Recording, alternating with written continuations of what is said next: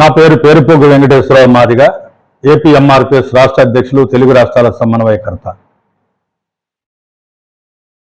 గత 30 ఏళ్లుగా ఎస్సీలను ఏబిసిడి గ్రూపులుగా వర్గీకరించాలని ఉమ్మడి ఆంధ్రప్రదేశ్ నుంచి నేటి వరకు పోరాడుతున్నటువంటి, ఎస్సీ వర్గీకరణ లక్ష్య సాధన కోసం పోరాడుతున్నటువంటి, అప్పటి నుంచి ఇప్పటి వరకు పోరాడుతున్నటువంటి మాదిగ సంఘాల నాయకులందరికీ పేరు పేరున, మేధావులకు, ఉద్యోగులకు, మహిళలకు, విద్యార్థులకు, మరి ముఖ్యంగా మాదిగ సంఘాల నాయకులందరికీ కూడా, ఆంధ్రప్రదేశ్ మాదిగ సంఘాల నాయకులందరికీ పేరు పేరున ఈ నెల అంటే రేపే 28వ తేదీన జరిగే ఆంధ్రప్రదేశ్ మాదిగ సంఘాల రౌండ్ టేబుల్ సమావేశానికి రాష్ట్ర స్థాయి నుంచి, జిల్లా స్థాయి నుంచి ముఖ్య మాదిగ సంఘాల ప్రతినిధులు పాల్గొనాలని విజ్ఞప్తి చేస్తా ఉన్నాను.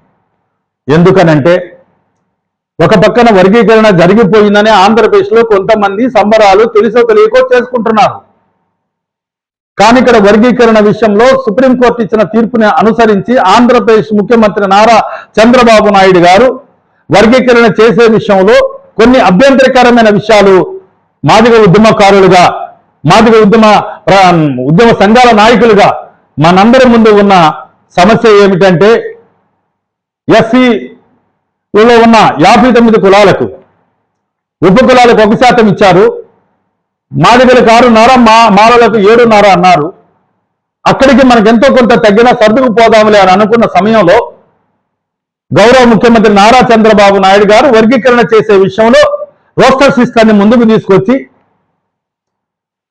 మాదిగలకు 6% చేసి, మాలలకు 8% చేసి, 200 ఉద్యోగాల్లో మొదటి వరుసలో మొదటి స్టేజీలో 6% మాదిగలకు ఇస్తాం, 8% మాలలకు ఇస్తాం అనడాన్ని మేము తిరస్కరిస్తా ఉన్నాం. ఇక 200 మాదిగలకి 7% ఇస్తానన్న విషయంలో 100% ఉద్యోగాలు ఎప్పటికి మళ్ళీ వచ్చాను, ఎప్పుడు నోటిఫికేషన్లు పడాను.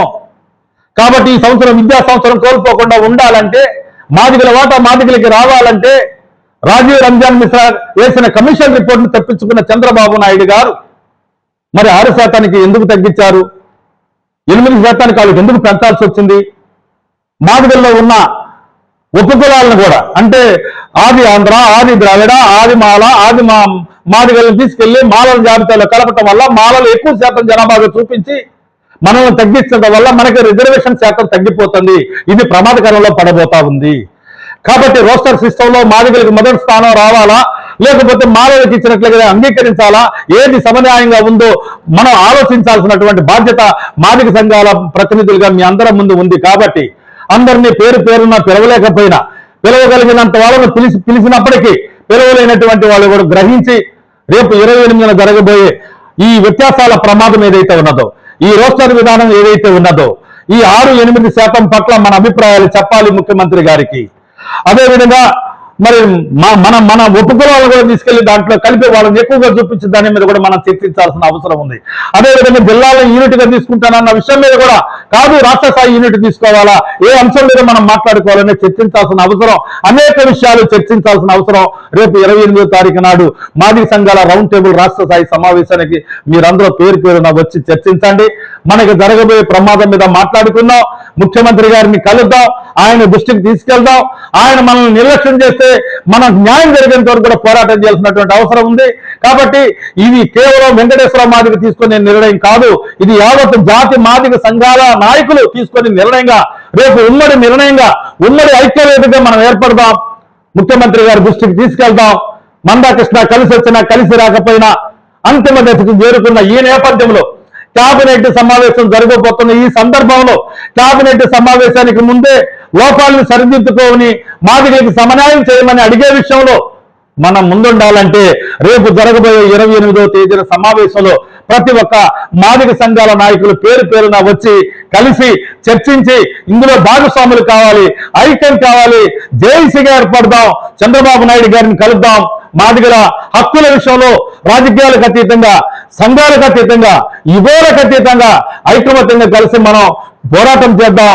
తాడోపేడో రాష్ట్ర ప్రభుత్వం మీద తేల్చుకునే దానికి కూడా అవసరమైతే మనం సిద్ధంగా ఉండాలి. ఇవాళ డైవర్ట్ పాలిటిక్స్ మందాకృష్ణ చేస్తా ఉన్నాడు కాబట్టి ఆ డైవర్ట్ పాలిటిక్స్ లోకి మనం వెళ్ళొద్దు. మాదిగ ప్రజాప్రతినిధులు కూడా కలుపుకొని చంద్రబాబు నాయుడు గారి దగ్గరికి వెళ్లే విషయంలో మాదిగ సంఘాల ప్రతినిధులు మొత్తం బాధ్యత తీసుకొని ఎవరు ఎక్కువ ఎవరు తక్కువ అనేది లేకుండా 30 ఏళ్ల మాదిగల ఆకాంక్షను నెరవేర్చాలంటే 30 ఏళ్ల పోరాట ఫలాలు అందుకోవాలంటే చంద్రబాబు నాయుడు గారి దృష్టికి ఆంధ్రప్రదేశ్ మాదిగ సంఘాలు మొత్తం కలిసి వెళ్లాల్సిన అవసరం ఉన్నది. లేదంటే తెలంగాణ నాయకత్వం అరువు తెచ్చుకున్న నాయకత్వం మాటలు నమ్మి అది నిజమనుకుని సంబరాలు చేస్తున్నా ఆ తప్పులు కూడా జరుగుతూ ఉన్నాయి. ఆ తప్పులను కూడా సరిదిద్దుకొని మన మాదిగ ఉపకులాల ప్రజానీకానికి చైతన్యపరచటం, తెలియపరచటం, తెలియని విషయాల్ని జరుగుతున్న లోపాలని సరిదిద్దుకొని కుట్రలెన్ని జరిగినా కుతంత్రాలు ఎన్ని జరిగినా మాలలు మనపై ఎన్ని కుట్రలు చేసినా మందకృష్ణ అమ్ముడిపై రాజకీయాలు చేసినా వాటన్నిటినీ పక్కన పెట్టి జాతి ఔన్నత్యం కోసం ఆత్మగౌరవం కోసం అస్తిత్వం కోసం 30 ఏళ్ల మాదిగల ఆకాంక్షను నెరవేర్చడం కోసం ఐకమత్యంగా రేపు జరిగే 28 సమావేశంలో మీ అభిప్రాయాలు చెప్పండి.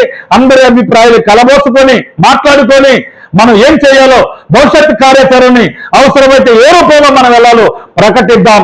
చర్చించడానికి రమ్మని మనసావాసం మీ అందరికీ 2 చేతులైతే నమస్కరిస్తూ పేరున మాదిగా ఉద్యోగులు, మేధావులు, విద్యార్థులు, మరి మహిళలు, అదేవిధంగా మరి ముఖ్యంగా మాదిగ ప్రజా సంఘాల నాయకులు ప్రతి ఒక్కరూ పేరున పిలుస్తున్నాం. తప్పకుండా రమ్మని విజ్ఞప్తి చేస్తా ఉన్నాం. చర్చలో పాల్గొనండి.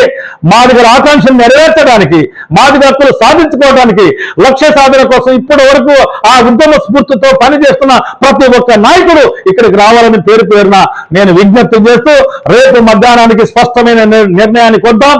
ప్రభుత్వం దృష్టికి తీసుకుపోదాం. ప్రభుత్వం మన పట్ల ఎలాంటి పద్ధతి అవలంబిస్తుందో మనం కూడా తెలియచెప్పాల్సినటువంటి అవసరం ఉంది. ఈ విషయంలో మనందరం కూడా తండ్రి స్థానంలో చంద్రబాబు నాయుడు గారు ఉన్నారు. ఆయనే పరిష్కరించాలి. ఆయన పరిష్కరించడం కోసం మనందరం కూడా ఆయన దృష్టికి తీసుకెళ్దాం. లేదంటే మనం ఐకమత్యంగా లేకపోతే మన హక్కులు సాధించుకోవడంలో వెనకబడతాం. హక్కులు సాధించుకునే దశకు చేరుకున్నాం. ఈ క్రమంలో ఐకమత్యంగా కలిసి పనిచేద్దాం. మనందరం కలిసి మీరు ఏ నిర్ణయం తీసుకుంటే ఆ నిర్ణయానికి ఒక జాతి బిడ్డగా నేను కట్టుబడి ఉంటాను. అందరినీ ఆర్గనైజ్ చేస్తున్నాను. అందరూ కలిసి ఉమ్మడిగా మనం ఒక మంచి నిర్ణయం తీసుకుందాం రమ్మని అందరికీ విజ్ఞప్తి చేస్తా ఉన్నాను.